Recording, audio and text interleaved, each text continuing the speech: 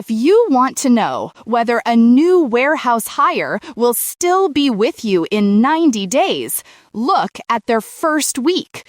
And specifically, look at whether they had a buddy or they were just thrown out on the floor alone. Yeah, picture this.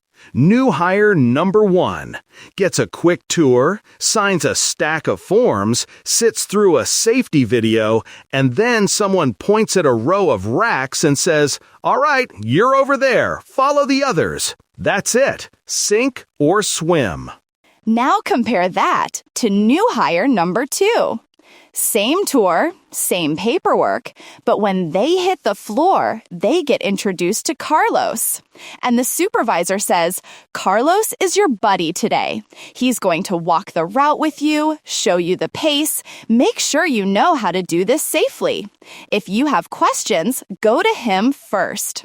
Totally different feeling, right? Completely different. One person feels like a temporary body in a giant machine. The other feels like an actual teammate from day one.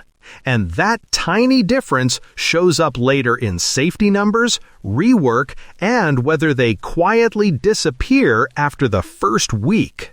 You're listening to workersdotcom Staffing Pulse, Insights from the Frontline. I'm Jennifer, Personnel Manager, and your guide to what actually works on the floor, not just on a slide deck. And I'm Sam, Staffing Manager and Operations Nerd who loves a low-cost, high-impact process tweak. Today, we're talking about the buddy shift, simple peer pairing that makes new hires stick.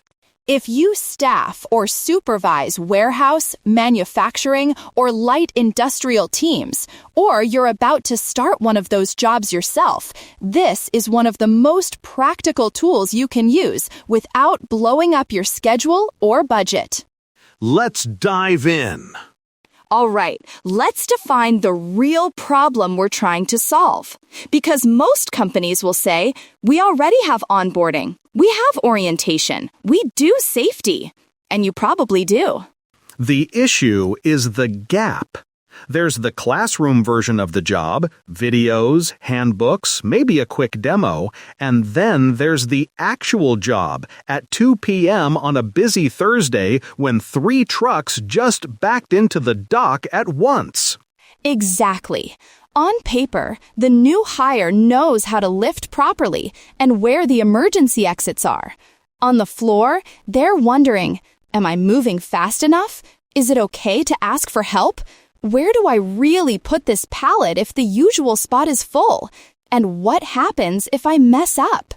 And that's where we see 3 things happen. 1. Near misses and unsafe shortcuts because they want to look competent. 2. Errors and rework because they're copying the wrong person or guessing. And 3. Fast quits, especially in those first 3 to 7 days. From the staffing side, we hear the same story over and over. Candidate loved the interview, loved the tour, then calls us after day 2 with something like, "Honestly, I just felt lost. I didn't want to slow anyone down. It wasn't for me." And supervisors will often be surprised. They'll say, "We trained them. They signed off on everything. What else could we have done?" And the answer usually lives in that space between formal training and real work. Who actually stands next to them when it's go time? So the buddy shift is about filling that space with something intentional but lightweight. Not a massive new program, just a simple human bridge between orientation and production. Let's get really clear on what a buddy shift is and what it's not, because this is where a lot of supervisors worry it'll turn into a whole new job title. A buddy is a peer, not a supervisor, not HR, not your full-time trainer if you're lucky enough to have one. There's someone who's already doing the job you're hiring for, and for a limited time, one shift, maybe up to a week. They're the go-to person for that new hire. They are not responsible for performance reviews. They're not handling discipline. They're not rewriting your safety manual. Think of them as the on-the-floor translator and guide. They help the new hire connect what they heard in orientation to what they're seeing in real life. And it's time-bound. This is important. A buddy shift might literally be first full shift on the floor together. Or, in a more complex environment, first week with a looser shadowing model. But it's not, you own this person forever. That's where it starts to feel like extra, unpaid management. Yeah, we're not trying to create undercover supervisors here. This is clear, structured peer support. 2 things I like to tell leaders.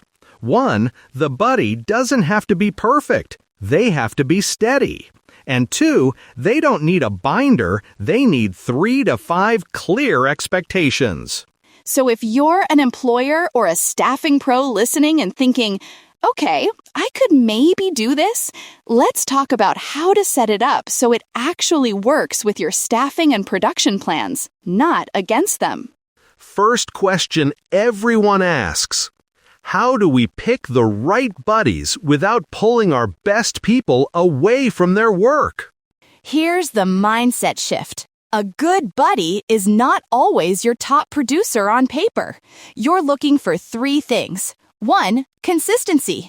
Their attendance is solid. They follow safety rules even when no one's watching. 2, communication. They can explain things in plain language, not just say, just do it like this. And 3, attitude.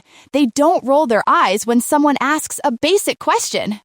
I'll add a quiet 4th. They aren't the drama center of the team. You want someone who represents the culture you want to build, not the person who knows every rumor in the building. Once you've got 1 or 2 people like that in mind, outline simple expectations. You can literally put this on a 1-page buddy card. Things like, walk the route with your new hire. Show them where to get PPE and who to talk to on breaks. Model the right pace and body mechanics. Check in every hour for quick questions.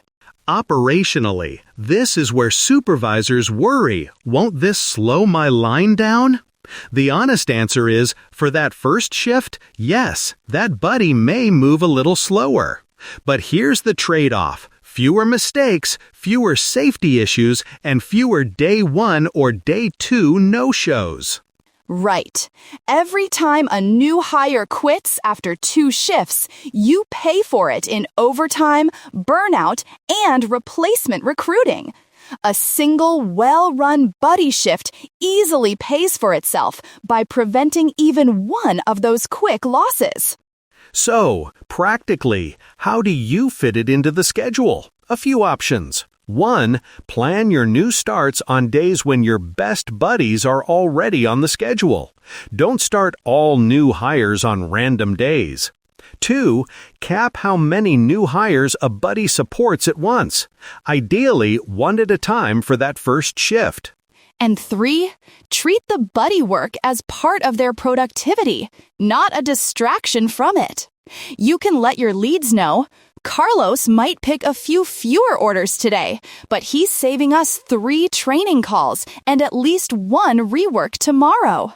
We also get the question, do we pay buddies more? Do we give a bonus?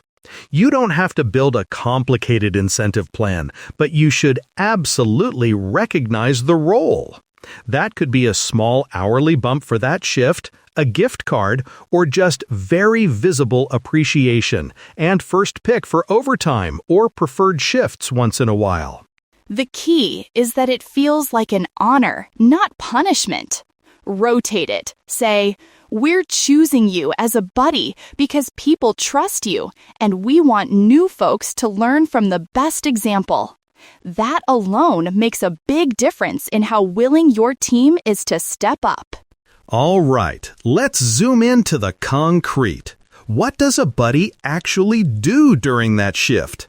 Because if you're driving or on the floor listening, you might be picturing this as someone just standing around talking all day, and that's not it. Think of it as 5 buckets. First bucket, walking the route. The buddy literally walks the same path the new hire will walk over and over. From the time clock, to lockers, to PPE, to the work area, to restrooms, to break room, to emergency exits. Those little "where do I go" questions create a ton of quiet stress.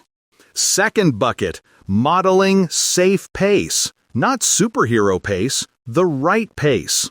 New hires will often speed up to match whoever looks the fastest, even if that person is cutting corners.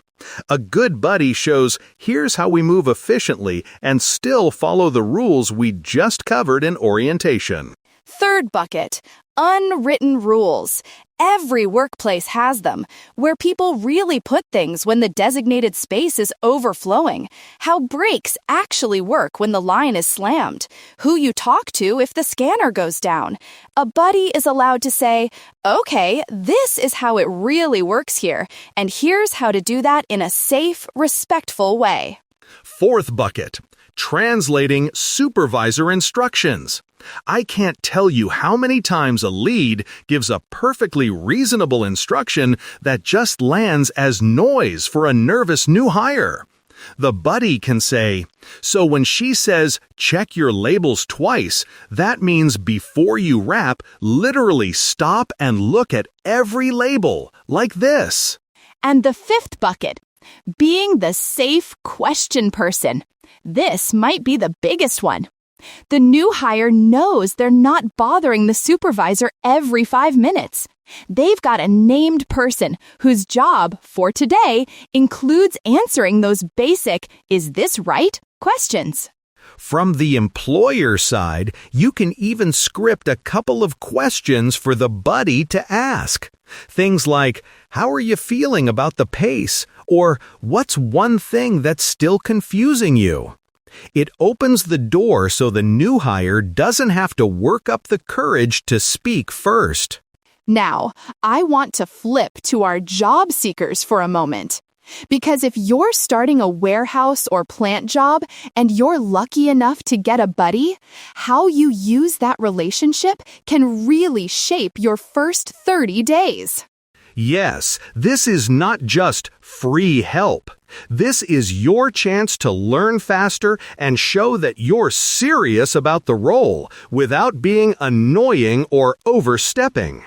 Here are a few ways to work well with your buddy. First, show respect right away. Simple things like learning their name, making eye contact, and saying, "Thanks for helping me today. I really appreciate it." That sets a good tone. Second, ask targeted questions, not just, "So, what do I do?" For example, what's the most common mistake new people make here? Or, if I'm not sure about something, who do you usually go to? Those questions show initiative and help you avoid the big potholes. Third, mirror their good habits. If they stretch before they start, do the same. If they double-check labels or counts before moving a pallet, copy that. You're not just learning tasks, you're learning what good looks like here. Fourth, be honest but smart about what you don't know. It's completely okay to say, "I've done warehouse work before, but this system is new to me." Or, "This is my first time on a stand-up forklift. I want to make sure I'm doing it right." That tells your buddy where to focus. And finally, think long-term. A good buddy can become a long-term ally. At the end of the shift or week, you can say something like, "Hey, I really appreciated your help. If I ever have a quick question later on, is it okay if I check in with you?" Most people will say yes. From a career growth standpoint, that person now knows you as the new hire who asked smart questions, showed up on time, and tried to do things the right way, even when it was confusing. When opportunities pop up, overtime, cross-training, maybe even lead roles later, that reputation matters. All right, let's bring this home with a simple pilot plan. If you're a supervisor, HR partner, or staffing pro, and you want to test a buddy shift this month, here's a quick playbook you can run without a giant committee. Step 1. Pick one area or department, not your whole facility. Maybe it's outbound picking on second shift. Identify one or two steady, positive employees who can be your first buddies. Step 2. Define the time window. For this pilot, I'd recommend one full buddy shift for each new hire. That's it. On day 1, the new person is paired with the buddy for the entire shift. After that, they're more independent, but they still know who to go to with quick questions. Step 3. Give your buddies a tiny checklist. Walking the route, showing where to get gear, modeling safe pace, explaining unwritten rules, checking in for questions. It should fit on half a page. If it takes you more than 5 minutes to explain, it's too complicated. Step 4. Schedule around it. Whenever possible, start your new hire on a day when your designated buddy is working. And don't overload that buddy with extra assignments that day. Their job is to work and guide, not to be your superhero covering 3 stations. Step 5. Recognize the buddies. That might be a quick shout-out in the pre-shift huddle, a thank you message from the supervisor, or a small bonus or perk. The message you want to send is, we value people who help new teammates succeed. And step 6. After 2 or 3 new hires have gone through the buddy shift, get feedback from both sides. Ask the buddies, what made your day harder? What made it easier? Ask the new hires, what helped you feel safe and confident? What was still confusing? Then tweak your checklist. As you run that pilot, keep an eye on 3 simple watch points. 1. Did we have fewer early quits in this group? 2. Did we see fewer basic mistakes from these new hires? And 3. How did the buddies feel afterward? Was it manageable, or did we overload them? Before we close, let's recap the 3 big takeaways from today. First, there's a real gap between formal onboarding and real work on the floor. That's where confusion, near misses, and quick quits live, especially in warehouses and plants. Second, a buddy shift is a simple, time-limited way to close that gap. It's not a new job title.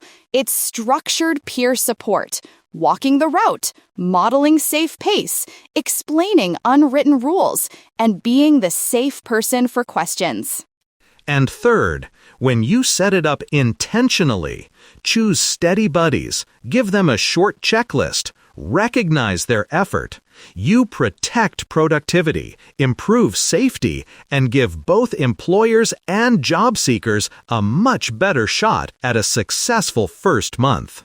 Whether you're leading a team or starting on one, a single buddy can make the difference between I felt lost and I felt like I belonged here from day 1. Thanks for spending a few minutes with us on workersdotcom Staffing Pulse.